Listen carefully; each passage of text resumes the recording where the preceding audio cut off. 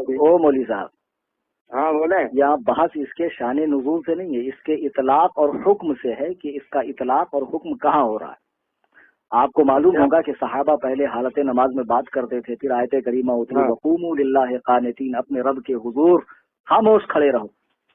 پھر صحابہ نے باہم مشورہ کیا کہ اب خاموش کھڑے رہنے سے تو بہتر یہ ہے کہ ہم لوگ قرآن ہی پڑھیں. چنانچہ قرآن پڑھنے کا رواج شروع ہوا. تو پھر یہ آیت کریمہ اتری وَإِذَا قُرِئَ الْقُرْآنُ فَاسْتَمِعُوا لَهُ وَأَنصِتُوا لَعَلَّكُمْ تُرْحَمُونَ. اپنے رب کے حضور خاموش کھڑے رہو، جب قرآن پڑھا جائے کان لگا کر سنو تاکہ تم پر رحم کیا جائے. اب تم کہتے ہو کہ یہ آیت کفار مکہ کے لیے اتری، یہی کہا نا بھی آپ نے؟ ہاں میں نے یہی کہا. یہی تم لوگ یار قرآن حدیث سمجھتے ہو. لعلکم ترحمون سے کیا سمجھا آپ نے؟ تاکہ تم پر رحم کیا جائے. اب ایک بات بتاؤ کہ نبی پاک صلی اللہ علیہ وسلم خانہ کعبہ میں قرآن پڑھ رہے ہیں اور کفار شور مچا رہے ہیں. اگر کفار شور نہ مچاتے تو کیا ان پر رحمت ہوتی ہے اللہ کی؟ اللہ کی رحمت کافر پر ہوتی ہے؟ قرآن پڑھا نہیں؟ وَنُنَزِّلُ مِنَ الْقُرْآنِ مَا هُوَ شِفَاءٌ وَرَحْمَةٌ لِّلْمُؤْمِنِينَ. ہم نے اس قرآن کو نازل کیا ہے جو شفا ہے اور رحمت ہے مومنوں کے لیے. وَلَا يَزِيدُ الظَّالِمِينَ إِلَّا خَسَارًا.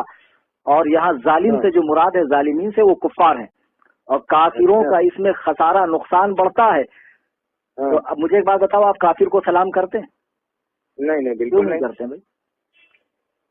منع کیا گیا کافر کے لیے رحمت تھوڑی ہے، مومن کے لیے بھائی. تو لو تم نے خود ہی جواب دے دیا.